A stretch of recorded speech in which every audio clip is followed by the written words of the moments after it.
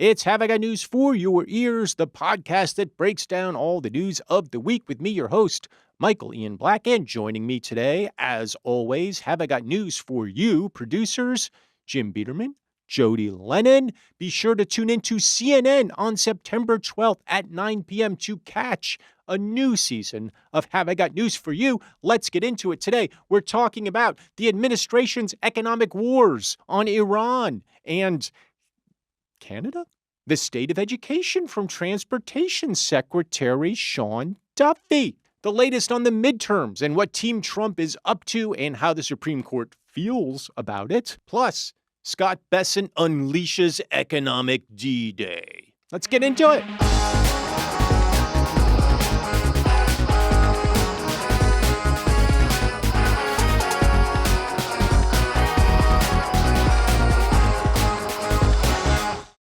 Oh my God, shut up. Can I just fucking start the thing? She's being thoughtful. It's Have I Got News for Your Ears, the podcast extension of the Have I Got News for You cinematic universe. I am your host, Michael Ian Black, joined, as always, by Have I Got News for You producers, Jodi Lennon, Jim Biederman, misbehaving right from the get-go. He had Just some laughing. giggles. You had, it's been more than just giggles, Jodi. Oh, apparently happiness is misbehaving, Yes, according thank to you. Michael Right, Jim? Ian Black. I want to start by stating your goal for the episode. I've never had one before, but That's today right. I decided. Well, you should state it. Go ahead. All right. Jodi said right before we began that her goal for this episode is to not say anything unless it's thoughtful and or kind to the two of us. Right. Right. And I said Short episode.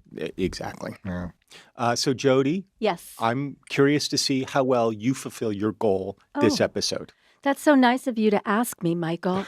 And may I say what a nice shirt you have on? Thank you. I appreciate Wait, that. very no. much. So hang on. Do not confuse flattery with being nice. They're two different things. I was being genuine. I genuinely like his This shirt, is Jim. Objectively speaking, this is a nice shirt.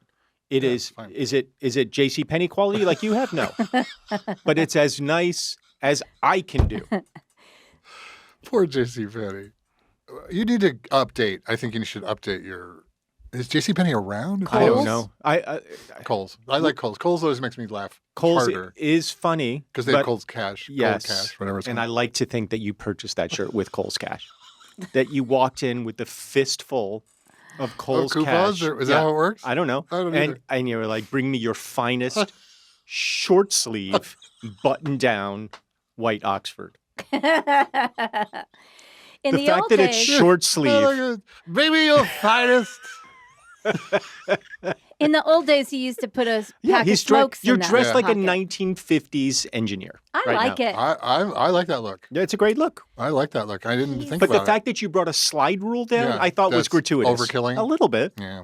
What's in the news? What's in the What's news, in the Jim? news? Speaking of opening, we closed our trade with Canada. That's right. That sounds like a good idea. I'm sure it's not an emotional reaction to anything.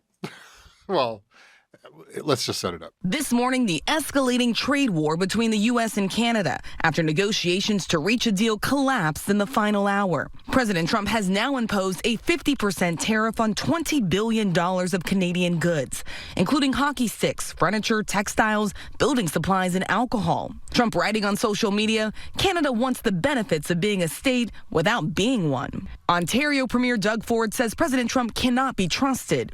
President Trump is the type of person that would steal your lunch money the first day.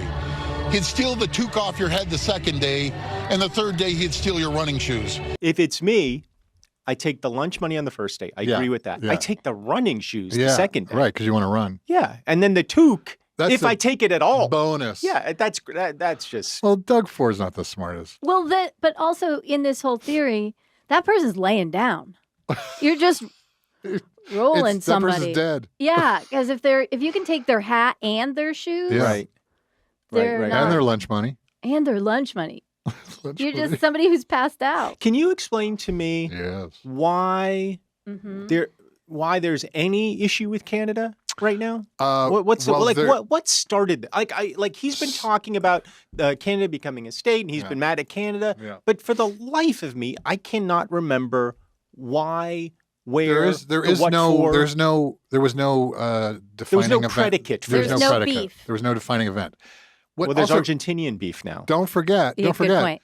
Canada and Mexico and the United States signed under, I think, Under his Trump. first term. That's right. What do you call it? The It was called like the Macho Man Treaty or it something. was. And he took. It was like the he took USMCA. NAFTA. He took NAFTA. Right. And he changed And- the name Yeah. to Macho Man. Yeah, because it's ridiculous. He I made would it have like- remembered that. it was like the bestest deal ever. Right. USM McCann. Right. It was his deal Yeah. that his administration Yeah. negotiated, Yeah. and now it's the worst deal Yeah. ever negotiated, Yeah, yeah, yeah. according to him. So let's say that's been in place. That Right. was in place. That's fine. But Gerald Ford, I know Yeah. his name's Doug Ford, is the And he has a brother. Premier- He did have a brother. Of Ontario. of Ontario. Right. Mr. Ford, Mhm. who is a character to And begin so He was his just like- brother was a character. he said, too. His brother's The dead. brother's Right, dead. and he was doing I lots think- of drugs. Yeah, and he was a drinking. literal crack addict. Crackhead, yeah. Yeah. Okay. Yeah. And he was And he was also the the mayor of Toronto. Toronto, Yeah. right? Okay. So, the Fords are not, I don't know, what would you call them? I would call them supporting characters in the film Slapshot. Yes. They're the ones with teeth. Yeah, they're behind the glass. They're in the audience. But so to hear him even like, what the hell? Because he sometimes is very pro-Trump. Yeah. He's been in the past, he's been Doug pro-Trump. Ford. Doug Ford has been Yeah. like, I think he's okay. Oh. In that But very now Canadian. he's calling him a bully. Ontario, I mean, all of there is one or two provinces that actually agree with the tariffs. Like they're don't forget, Canada, I think the second largest country Western music outlet in the world. I didn't So know it's you were US, going to go there. Canada, Australia. That's the big market Oh. for country Western music. So there's big swaths of Canada that are very much like the middle of our country. Uh-huh. There's provinces that are just pretty, conservative. So what is the deal with these tariffs? Here we go. Here's how Ford responded this morning to Trump's latest tariff threat. Well, he can kiss my ass as far as I'm concerned. We need to throw everything in the kitchen sink at him. He's arrogant. He's cocky. Well, President Trump responded on Truth Social, writing, quote, lots of bluster from Doug Ford, who is better known as the less charismatic, intelligent, and overall unimpressive brother of the late, great Rob Ford. Someone should get these clowns to fall in line, or the consequences for Canada will be far worse. But that wasn't the end of it. Ford also then held a news conference and had this to say. I have a lot of real estate on my ass, so he has a lot of room to kiss my ass. Now, Oh. I gotta say, Yes, Jim? you don't want to fuck around with the Fords. They're No. I think they're mobsters, honestly. But Oh, they certainly come off like yeah. mobsters, I like mean, Canadian Rob mobsters. Ford was like a really Yeah, he was unusual a person. weird addict. Probably had people killed. I mean, he seemed friendly. Oh, fuck you, eh? Fucking motherfucker, fuck you. But what's so funny is like, I think everybody at this point sort of is just mocking Trump. Like, Yeah. like everybody understands Right. this guy's just a gas bag. That's Now, all he is. this, Right. My question is this, apart from just the Canadian, because he's going after all the countries now with the new tariffs, because the Supreme Court said he could do some of the tariffs, but not all of the tariffs? I did not understand this ruling. Yeah. They said you can't do what you did, but then he just keeps doing it. So I don't understand what the ruling said, Right. other than you can't keep doing this, except that he keeps doing it. So Yeah. I don't understand how. I know there's workarounds with tariffs and everything. I'm just worried about these kids and their hockey sticks. Yeah. What about their Their potash? I'm very worried about their potash. Wait, what's potash? Yeah, it's got something to do with agriculture. Yeah. Oh. Fertilizer. yeah. And, But so, yeah, can you explain to me why Trump is doing this? It's because of a ruling he that can, was my so he first. is? That was I my know, first I still don't question. understand. None of it makes sense. None of it Why makes are we sense. beefing with Canada? Like, don't we have enough problems? Is it that thing that he's still trying to take over this part of the world? I think that all plays into it. You're going back to my political science theory. Yes. Yes. He just wants to collect. And it's an absurd position. I mean, part of it is that whole argument of, this is all just distraction for, I don't know. For what? From what? Stealing To an what? election. Stealing an election. Well, I'm famously from Maine. it's called vacation land. And not only is that state populated by people from this country. Apparently on vacation. But it's populated Up by north, our yeah. Canadian Yeah, friends. yeah. There's a To whole the point business. where The whole business up there. It's really common for you to use both American money and Canadian money. And they in don't the even state of really Maine. stop you at the border up there. If you live up north of Yeah. Maine, you just go back and forth. You just go back and forth. So I'm sure states like Maine are not going to do well with such tension. Like it's already hurt their vacation finances. The moniker. Right? I think Florida has been suffering actually from this too, because so many Canadians come down there and they're just canceling their plans. Canadians are really, really mad at us right now. Yeah. And I don't know why. And they're usually... I'm sorry, but I'm really angry. They're known as kind people. They are. Well, Trump doesn't like Canada. I have a feeling because nobody knows why. Did he try and build a Nobody Trump knows tower why. there or something? Maybe. That got rejected? Or a golf course? I don't know. It's really bizarre. Has he ever been there? That's a great question. I'm sure. Has Trump ever been to Canada? I bet you he has not. He went on a what do they call it? A social, what do they call it? A truth, a truth spasm? A truth spasm, sounds right. All right, here we go. And just moments ago, the president seemed to respond on social media. He posted, the U.S. is giving serious consideration to changing the name of Lake Ontario to Lake America, and that we don't expect to be doing much business with Ontario any longer. He has a graphic where he changes the lake. The name of the lake? It says Lake Ontario, and then he's just crossed it out. And it says Lake America. In gold. Oh, now, because we know more, do you think that's Natalie Harp doing that for him? Oh, you think she did this? I don't know. No, I think Trump was probably getting on Photoshop. He's sharpening up his Photoshop Natalie, skills. how do I do this layer? Natalie, help me with the layer. I need the special filter we talked about. Natalie, walk me through Alpha Channel one more time. What? Hold on, I'm microwaving the popcorn. I can't hear what you're saying. Hang on, I'm getting the water bottle for your feet, boss. I'm masturbating to a picture of you. I'll be right there. Jim Biederman. What? One step too far. What? You know she masturbates to pictures of him. No. Older pictures of him. Not like current. The other one where he's on the bed on the robe. That one, he's in the robe. Yeah. Short robe. Yeah. Ugh. Well, that was like a Plato retreat pose. He's just such a dick. Lake America. Okay. Do you like it? I mean, sure. Gulf of America, Lake America. It's like when you go to Atlanta and everything's called Peachtree Street. It's going to get very confusing very quickly. Yeah. But he's now instructed Scott Bessent, who has, of all the Trump characters. Flunkies? I was going to say evil characters. He's the one that really confuses me the most. Right. Why does he confuse you? Because he's this patrician, educated, well-spoken. Was once well-respected. Money guy who has now just dropped his drawers, bent over the table, and said, do with me what you will.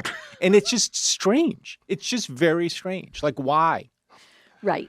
Why? Yeah, that's exactly it. I don't understand it. Scott, how are we so confused all the time why these people are doing what they're doing? Because Scott Bessent was a very, very highly regarded Wall Street guy, smart, gay, married, children, like I assume surrogate children. It's just like it's weird that he would be so embracing of a man who hates everything about him. Right.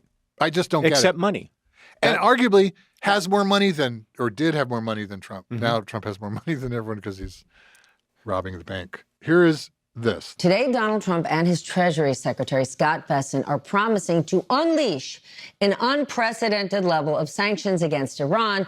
And Bessent wrote in the Financial Times, quote, now we are entering the end game. At dawn begins an economic D-Day, the single greatest financial offensive ever marshaled against an adversary. Can you tell me the name of the plan for D-Day again? What is it? It's the single... you get a lot of boats, amphibious landing vehicles. Yep. You don't tell anyone about it. You plan for 2 years, I believe is how long it took. You pick the perfect day that's just enough rain and not enough rain, and you give you cover, and then you launch 150,000 men to their death. Here's what I don't understand. Yes. We're now entering the end game. Yeah. And very religious sounding. Right? Yeah, oh yeah. And not only the end times, the end game, and a nice tip of the hat to Marvel's Avengers. So we should thank them for that great marketing. We're now entering the end game. And the way we got to the end game was to fail militarily. So now the end game is economic. It seems to me that if this was the end game, why not start with the economics? Michael. Is that naive? Poor, silly, stupid Michael. If this is the end game, this whole thing has gone according to plan. It's we want weird. the Iranians to believe that we're incompetent buffoons. By the way, we want the whole world to think that, and then judo, jujitsu. We still don't know why we did this. We went to war. That's right. Like, why did we even go to war? That actually was the most thoughtful point you've made today, Jodi. I would say in the last 5 episodes. We're not clear why we did this. Right. Well, so first was we don't want them to have a nuclear bomb. Right. That was the first one. That wasn't there anyway. That was not there. And okay, are you just going to interrupt me, or can I just go with my? I understand. You want No. You want to know why, and then you go, well, what about this? I want to know why. Okay, bomb. Mm-hmm. Free the Iranian people who are subjected to a terrible tyrannical regime. Right. And that's it. That's all I got. It's all I got. Oh, sorry. Oh, and because Bibi asked us to. Oh, yeah, and Bibi Netanyahu asked us to, did a really good PowerPoint. Mm-hmm. And then there's a fourth one. Go back and do the first 3. Right. Hold that thought. We'll be right back with more news.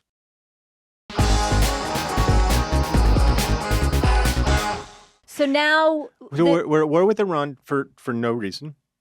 We're entering a trade war with Canada. For no reason. We're re-entering a trade war with the world. That's right. I'm going to play this clip. But at least for no reason. Yes. So that one at least I understand. Yeah. Because it's for no reason. Yeah. That's the reason. The other ones I don't. What's the reason? No. We don't know. Here's the man who confuses me the most. Okay. From the horse's mouth. You described this as an economic D-Day, but D-Day wasn't a threat of an invasion, and the U.S. didn't give a timeline to Germany. So why not impose the sanctions today? Well, we are giving everyone the opportunity to remedy bad behavior. Why would I want to blow up the global financial system? We believe that it is important to level set and give people a cure period, but they should know that will move very quickly and that we are serious. So we believe that a warning shot and a level set of expectations is appropriate. And if people do not want to meet our expectations, then we expect, and they should expect, that will leave the dollar system. So wait. The entire world economic system, which is based on the dollar, has been since, I think, FDR, maybe before that. I've got a couple in my wallet now. You got a couple dollars? You're part of the system. They're now saying if you don't agree to level setting and all the various other things, that they're going to kick you out of the dollar system. So they're good. Where are they going to send you? The Chinese system? That would make sense. Well, you're telling me this guy at one point was well respected? Yes.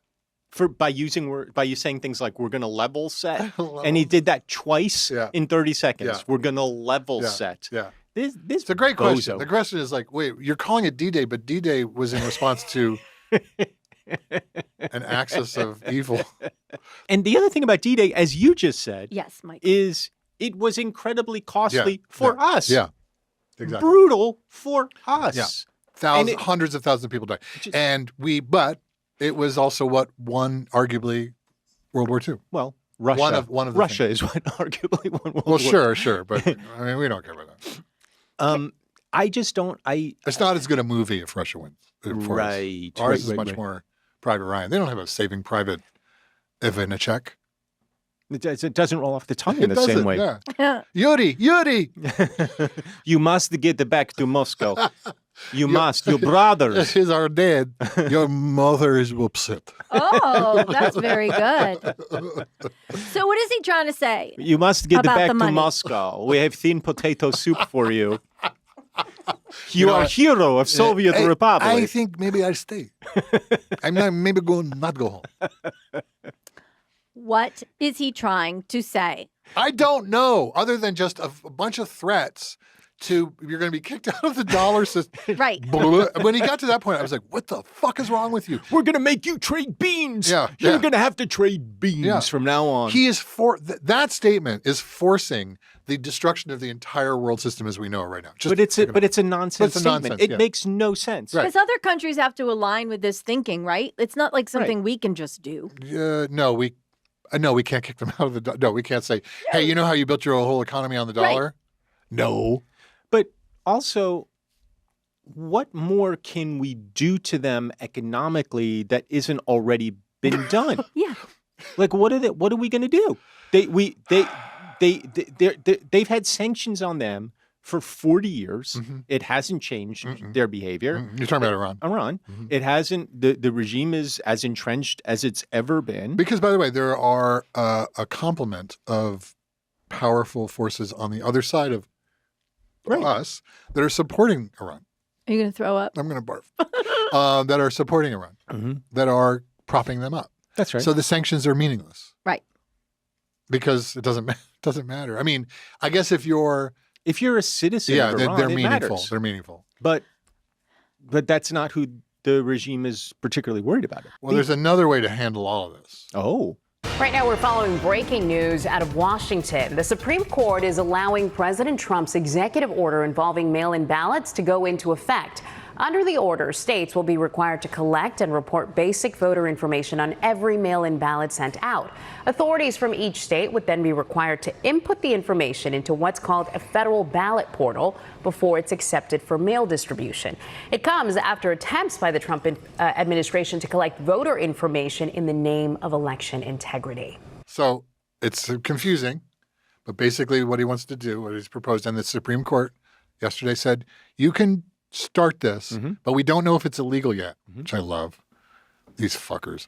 Right. Basically, you have to prove. I have to prove what? That you are a eligible voter in the state that you're in. Right. To get, and you want to do mail-in voting. Okay, yes. To get the mail-in voting ballot. I work at the post office. I work at the post. I don't know if you know. That explains the shirt. Go on. So you work at the post office. I work at the post office, and I have to prove in this new law, okay. the executive order, excuse me, that you are who you say you are. I'm Jodi. I have evidence that you are a registered voter. Yes. Oh, also you're an American citizen. Let's not bury that lead. And or if you're not, you have all your papers in order, because we are all about having your papers in order. So then I can release that mail-in ballot to go to your mailbox. If, by chance, you're fraudulent or I didn't check, we're both going to jail. Oh, even the postal So you're going to worker. put pressure on every choke point you can. Watch those hands, Jim. He's just tasting different hot sauces, everybody. Just tasting different hot sauces. Hot. So, yeah. Okay, so how is this different than what the current system? Because states run the election. He's now trying to say that the federal government will run the post office, because the post office is run by the federal government. They're going to do their part to ensure that you're not illegally voting. Yeah. All right. Hold that thought. We'll be right back with more news.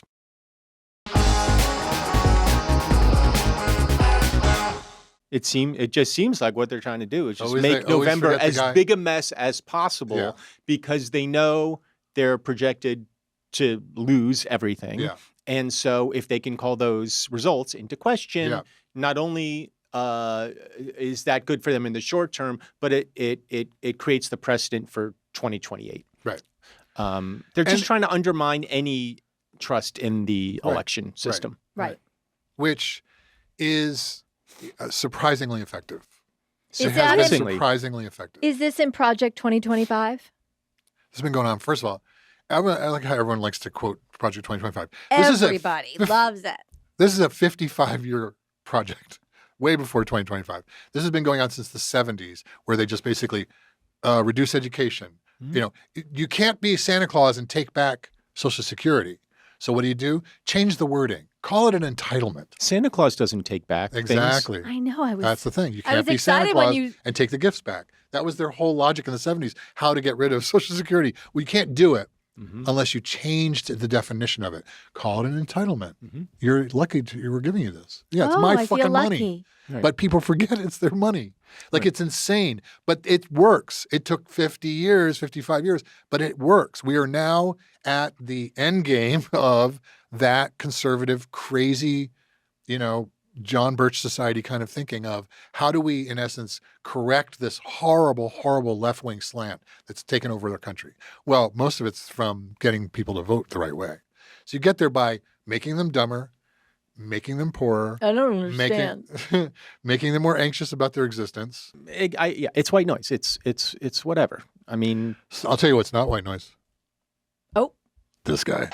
And the problem that we have is they say that Trump does great when he's on the ballot, but when he's not on the ballot, his people don't come and they don't vote for senators, congressmen, and other Republicans.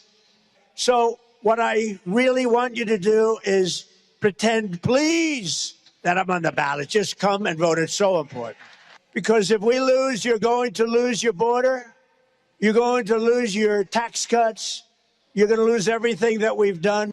I'm going to be impeached. They're going to impeach me. They have no idea why. Apparently he does. He knows why he's being impeached. They don't know yet. He did a little walk in there. He's slowly turning into walking I in like the it. cadence. Yeah. I It's gotta very watch funny. it. I but like your dog. Yeah. Please go out and vote. Yeah. You gotta vote. Yeah. So he's nervous. We're gonna lose our border. I'm a little nervous about losing the election. Take all your, what does he say? He takes all his punctuation out of his script. That's how he reads that. So everything sounds the same. Equally bizarre. Yeah. There's no rhyme or reason. Yeah. Things just, and they don't.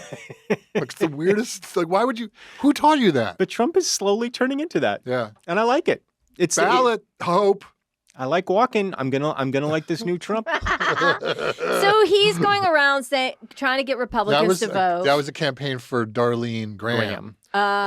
Who's proved to not really be a good candidate. Well, because she doesn't know anything. Yeah. Right. Just because she doesn't know anything and she wants to be a United States Senator, Jim. Yeah. But probably a lovely person. She doesn't know anything about stuff. I thought her name was Darline. It does look like that. I like that. First of all, you're not from the South. You'd understand it's Darline. Everybody understands what's happening right now, which is that there's historic precedent is that you're going to lose the House. Yeah. I mean, his approval ratings have never been lower.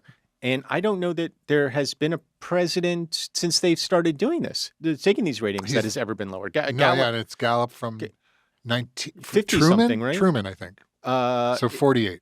Yeah. So, I mean, he's got the lowest approval ratings of any president since they started. That means I win, Michael. It's like golf. Yeah. I've got the he lowest thinks it's supposed to be low. Yeah. Way below what the others have. Really so good. they know they're going to lose the House. Yeah. It's looking increasingly possible that they will lose the Senate. Yeah, the Senate's amazing because before it was it'll be 50, it'll be what it is, 50-49, right? But now it's looking at 51, maybe 52. Right. And it's their own fault. We do want to watch this. Patrick Duffy. That's Sean Duffy. It's Sean Duffy. Oh, you guys. Oh. Jim. Oh, boy. So he's the Department of Transportation Secretary. Yes. He and his family went on a road trip. Right. For those of us who don't know, they made a TV show out of it, or YouTube show out of it. Exciting. Here's the best part of it. If I do get it, I feel like you can't say no. To Harvard? Yeah. Well, me and Mom can say no. Catholicism, to us, is everything. It's the basis of our marriage. It's the basis of our family. So I'm nervous about the idea of Paloma going to Harvard. I don't want them to get one viewpoint. I want them to get a lot of different viewpoints. But I don't want them fed only one viewpoint that's contrary to the way my kids were raised. If I send you there, I think what happens is they have professionalized figuring out how they can take good young girls like you and I think corrupt their minds. J.D. Vance, Princeton. Where did Hegseth went to Harvard. Harvard. Like what? They all go to these schools. It Every is the single fucking one. craziest thing. And so anyway, this is a scene from the show. Right. I will say dropped 6 episodes. Is that the lingo? Yeah. Yes, it is, Jim. The average across all 6 is 7,300 views. But here's a serious point. Yeah. Catholicism, I'm quoting his wife now, or paraphrasing, is the most important thing in our lives. It's how we raise our children. It's what we believe. It is our faith. And it is how we are rooted. If you are so rooted in your faith, if you are so strong in your faith, why do you feel like it cannot survive the scrutiny of an elite education? Michael, have you ever met the devil? Have you ever met the devil? I think that's a good question. I did tour Harvard once. Did you meet the devil there? It smelled like sulfur. Well, that was a good gaggle of clips. It was a great gaggle of clips, Jodi. And thank you for trying to bring it on home. It was a very thoughtful, kind way to do it. Yeah. I want to remind people that Have I Got News for You is back on September 12th on CNN. Yes, 9 p.m. Eastern. I'm excited to see Roy and Amber again. I think we can say it because she said it publicly. Amber just got engaged. I didn't know this. Yeah, to her partner, Kelsey. So congratulations to them. Congratulations to us. We're back. Congratulations to me. My special is out. What's the name of the special? The first annual retirement special is what it's called. Sounds great. I'm going to watch it Can I just tonight. give you a note? Can I give you a note on that title? Yeah. It's not catchy. Jodi, ask me where you can find it. Where can you find your comedy? I actually have no idea. I don't know. Thanks for joining me on Have I Got News for Your Ears. I'm Michael Ian Black. I want to thank Jim Biederman, Jodi Lennon, all of you. And don't forget, tune into the new season of Have I Got News for You on CNN on Saturday, September 12th. Have I Got News for Your Ears releases new episodes every Wednesday. Don't miss an episode. Follow us on Apple, Amazon Music, or wherever you get your podcasts. Even better, watch the VODCAST on Spotify or on the Have I Got News for You YouTube channel. And while you're there, please follow us and subscribe. Hey, don't forget to subscribe to the Hignify YouTube channel and be sure to click the bell to stay on top of all our great content. Even better, become a member for exclusive content, early access to videos, members-only shoutouts, and more. Click the join button below.